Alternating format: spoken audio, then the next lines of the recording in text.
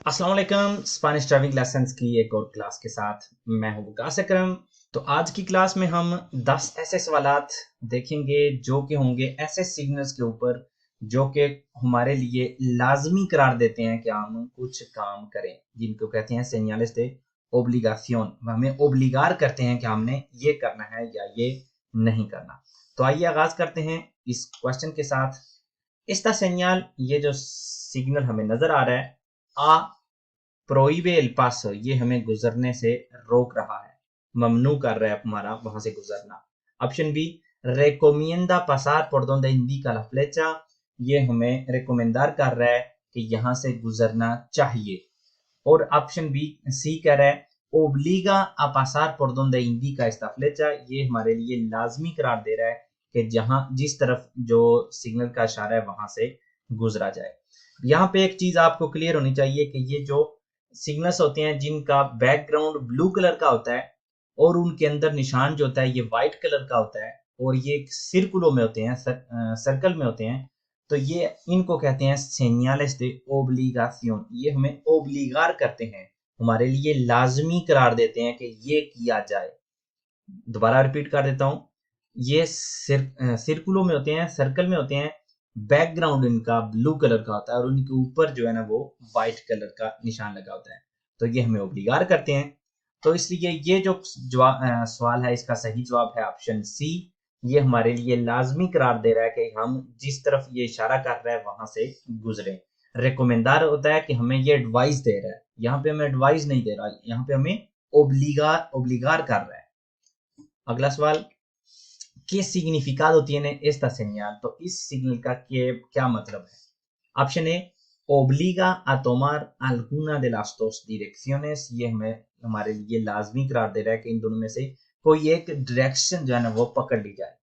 Option B, indica los lados del flujo por los que los vehículos han de pasar, तो ये हमें ऐसी sides बता रहा है जहां जहां से गाड़ियों को गुजरना होगा। और ऑप्शन सी कह रहा है इंडिका के los carriles de la vía se van a dividir, ये हमें कह रहा है कि ये जो इस सड़क के जो ट्रैक हैं ये डिवाइड होने जा रहे हैं। तो ये एक थोड़ा सा इंटरेस्टिंग क्वेश्चन है क्योंकि यहाँ पे अगर तो हम वो चीज देखें जो मैंने पिछले क्वेश्चन में बताई आपको, तो फिर हमें ऑब्वियसली यही लगेगा कि इसका सही जवाब ऑप्शन ए है, लेकिन इसका सही जवाब ऑप्शन ए नहीं। लेकिन उसकी वजह क्या है? वजह ये है उसकी कि ऑप्शन ए में हमें कह रहा है कि obliga a tomar alguna de las dos direcciones। tomar dirección क्या होता है? tomar dirección होता है या आप राइट जाएं या आप लेफ्ट जाएं, मतलब अपनी डायरेक्शन आप जब चेंज करेंगे, कोई डायरेक्शन आप कोहेर करेंगे तो वो होता है मुड़ जाना, चाहे लेफ्ट को मुड़ जाना चाहे राइट को, लेकिन यहाँ पे हमने जाना सीधे ही है। तो इसमें सही जवाब है इसका option B, indica los lados del flujo por los que los vehículos han de pasar। यहाँ पे आन दे पासार ये भी हमें एक किस्म का ओब्लिगार कर रहा है, ये हमारे लिए लाजमी करार दे रहा है कि los vehículos han de pasar por aquí, मतलब इनको यहां से ही गुजरना होगा। तो इसलिए सही जवाब है इसका ऑप्शन बी। अगला सवाल, ¿qué vehículos deben circular por la calzada cuya entrada está situada esta señal? इस सड़क पे कौन कौन से जो गाड़ियां गुजर सकती हैं जिसके शुरू में ये हमें साइन बोर्ड नजर आए। ऑप्शन ए, सोलो los turismos, सिर्फ और सिर्फ कारें। Option B, todos los vehículos automóviles excepto motocicletas sin sidecar, सारी जो मोटर वाली गाड़ियां हैं वो यहां से गुजर सकती हैं, सिर्फ और सिर्फ मोटरसाइकिल जो सीधे कार के बिना होंगे वो नहीं गुजर सकते। और ऑप्शन सी कह रहा है todos los vehículos automóviles, सारे के सारे मोटर वाली जो गाड़ियां वो यहां से गुजर सकती हैं। तो इसका सही जवाब है option B, todos los vehículos automóviles, motor वाली सारी गाड़ियां यहां से गुजर सकती हैं, सिर्फ और सिर्फ मोटरसाइकिल जो सीधे कार के बिना होगा वो यहां से नहीं गुजर सकता, क्योंकि जब वो उससे रेफर करना हो तो बाकायदा मोटरसाइकिल का निशान होता है। अगला सवाल, a partir de esta señal, जहां से हमें ये बोर्ड नजर आए, está permitido circular a velocidad inferior a 30, तो क्या इस ये बोर्ड देखने के बाद हम 30 से कम स्पीड पे गाड़ी चला सकते हैं? तो यहाँ पे एक दफा फिर आप देख सकते हैं सर्कुलों में, सर्कल में है ये, और इसके अंदर बैकग्राउंड ब्लू है और लिखा व्हाइट कलर में है।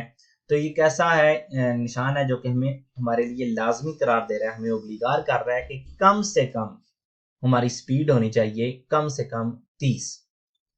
तो क्वेश्चन कह रहा है कि क्या हम इसको देखने के बाद 30 से कम गाड़ी चला सकते हैं। ऑप्शन ए कह रहा है नो en ningún caso, नहीं किसी सूरत में भी नहीं। Option B C porque señal indica velocidad recomendada, बिल्कुल हम चला सकते हैं क्योंकि ये हमें ऐसी स्पीड बता रहा है जिस पे जाना चाहिए, ये एक हमें रिकमेंडार कर रहा है, ये हमारे लिए एक कह रहा है कि ये अच्छी चीज है, हमें ओब्लिगार नहीं कर रहा। तो यहां से ही हम इसको क्रॉस लगा देंगे, बिल्कुल गलत है क्योंकि ये एक ऐसा सिग्नल है जो कि हमें ओब्लिगार करता है। सर्कल में बैकग्राउंड इसका ब्लू हो तो ये हमें रिकमेंडार नहीं करता, ओब्लिगार करता है। और ऑप्शन सी कह रहा है सी cuando las condiciones meteorológicas o ambientales lo aconsejen, तो बिल्कुल हम 30 से कम गाड़ी चला सकते हैं जब हमारी जो मौसमी हालात हों वो 30 तक जाने की इजाजत ना दें। मिसाल के तौर पे आप जा रहे हैं और बहुत ही ज्यादा बारिश हो रही है या सड़क पे जो है ना वो बर्फ पड़ी हुई है, तो जाहिर सी बात है आप 30 से ऊपर नहीं जा सकते। तो इसलिए ऑप्शन ए बिल्कुल गलत है, सिर्फ इसलिए क्योंकि यहाँ पे लिखा हुआ है इन निंगुन कासो, किसी सूरत में भी नहीं। तो बिल्कुल ये बात सच है कि ये कह रहा है कि मिनिमम आपकी ये स्पीड होनी चाहिए, लेकिन ये नहीं कि आप किसी सूरत में भी इससे नीचे नहीं आ सकते। मौसमी हालात की वजह से आप बिल्कुल इससे कम स्पीड पे आ सकते हैं, इसलिए सही जवाब है इसका ऑप्शन सी। अगला सवाल, esta señal indica la obligación de circular utilizando el alumbrado de, तो ये एक दफा फिर हमारे पास सर्कल में बैकग्राउंड इसका ब्लू कलर का है, इसके ऊपर निशान जो है वो व्हाइट कलर का है। तो हमें क्या कह रहा है कि कौन सी लाइट के साथ हमें गाड़ी चलानी होगी इस निशान के बाद।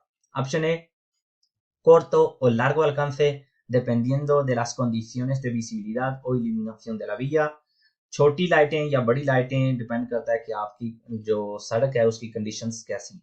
ऑप्शन बी corto alcance, जो छोटी लाइटें होती हैं वो al menos कम से कम, con independencia de las condiciones de visibilidad o iluminación de la vía, जिस तरह की भी सड़क की सूरत हाल होगी कम से कम आपको ये जो छोटी लाइट होती है de corto alcance जिसको कहते हैं ये आपको ऑन ही रखनी होगी।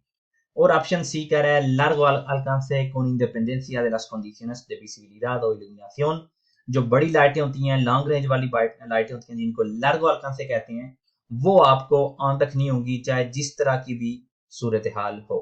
तो इसका सही जवाब है ऑप्शन बी, ये निशान जो है ना ये छोटी लाइटों का होता है, तो हमें ओब्लिगार किया जा रहा है, हमें हमारे लिए लाजमी करार दिया जा रहा है कि हम ये छोटी लाइट ऑन रखें। अगला सवाल, ¿qué significado tiene esta señal? इस साइन बोर्ड का क्या मतलब है।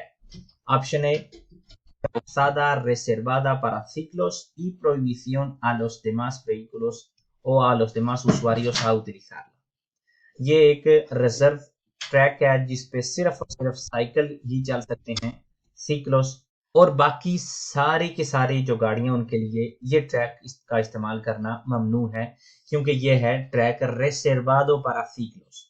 Option B calzada para ciclos y ciclomotores, ये ऐसी सड़क है जो कि साइकिलों के लिए और सिक्लोमोटोरेस के लिए है। और ऑप्शन सी कह रहा है prohíbe la entrada de ciclos, ये साइकिल की यहाँ पे एंट्री ममनू करार दे रहा है। तो इस साइन बोर्ड का मतलब है जी reservada, calzada reservada para ciclos y prohibición a los demás usuarios। तो ये एक ऐसा साइन बोर्ड है जो कि हमें जो इसके अंदर होगा कह रहा है कि ये इसके लिए है और बाकी सब के लिए यहाँ पे एंटर होना मना है, इसको कहते हैं calzada reservada para, जो भी इसके अंदर होगा उसके लिए।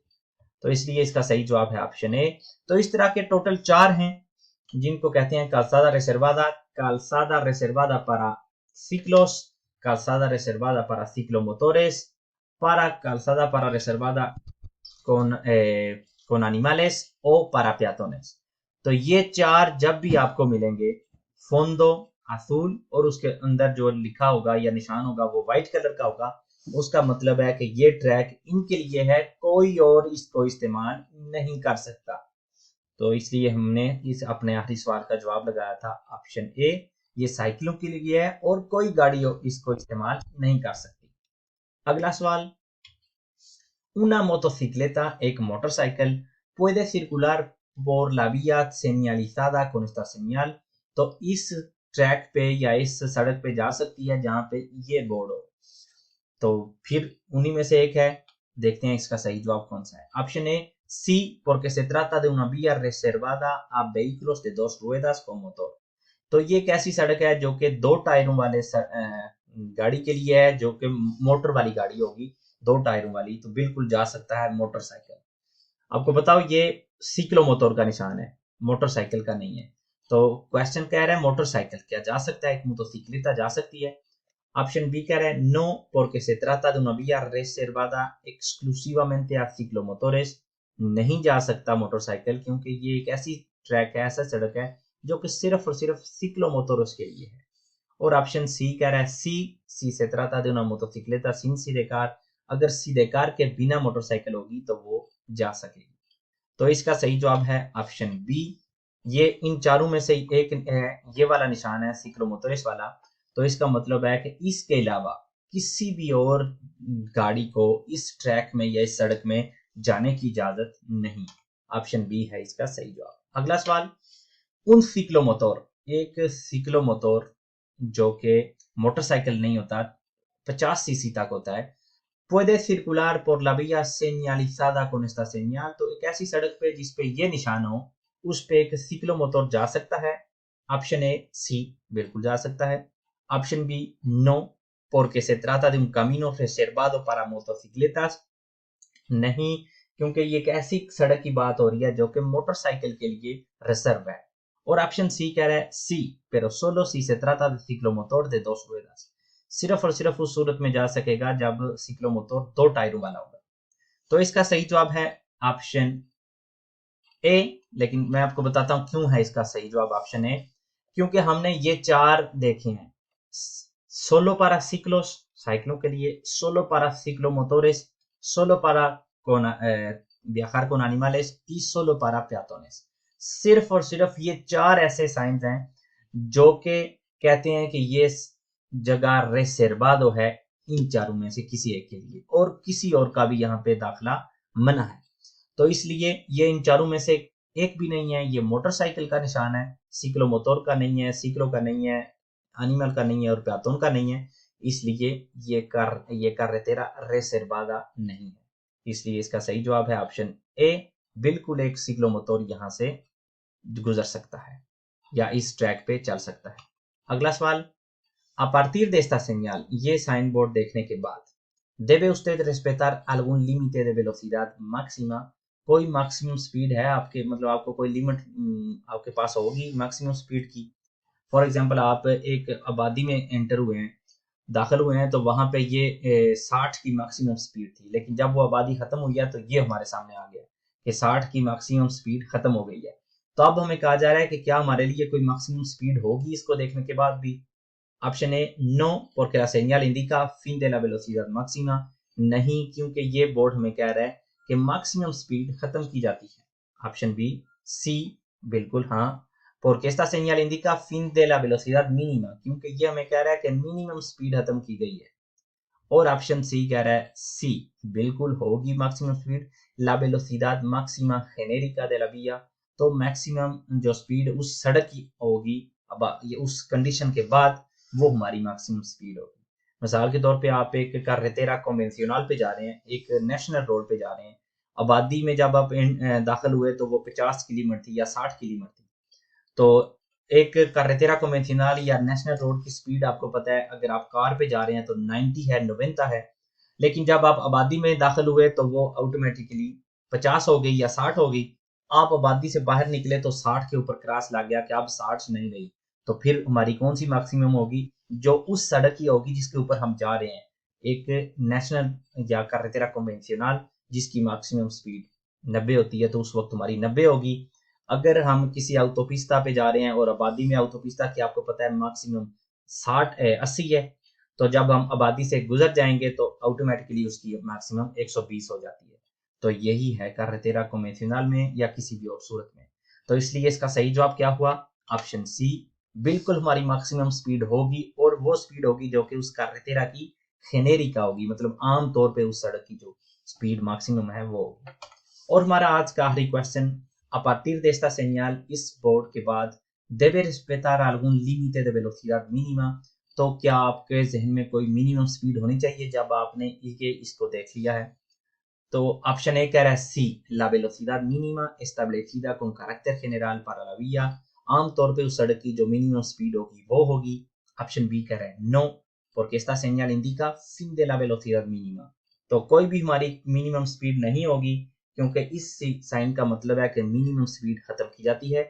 और ऑप्शन सी कह रहा है a partir de esta señal la velocidad mínima es de 30, तो इसके बाद हमारी इस बोर्ड को देखने के बाद हमारी स्पीड होगी मिनिमम 30। तो इसका सही जवाब क्या है?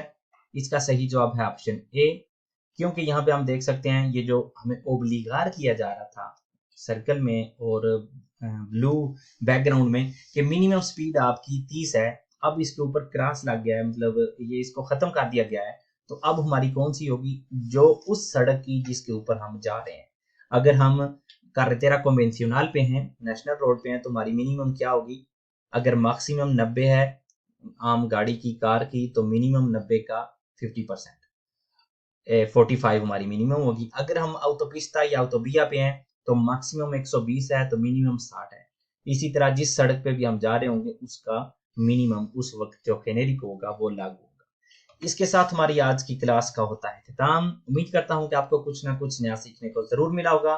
मिलते हैं अगली वीडियो में इंशाल्लाह किसी नए क्वेश्चन के साथ, किसी नए टॉपिक के साथ। तब तक के लिए अल्लाह हाफिज।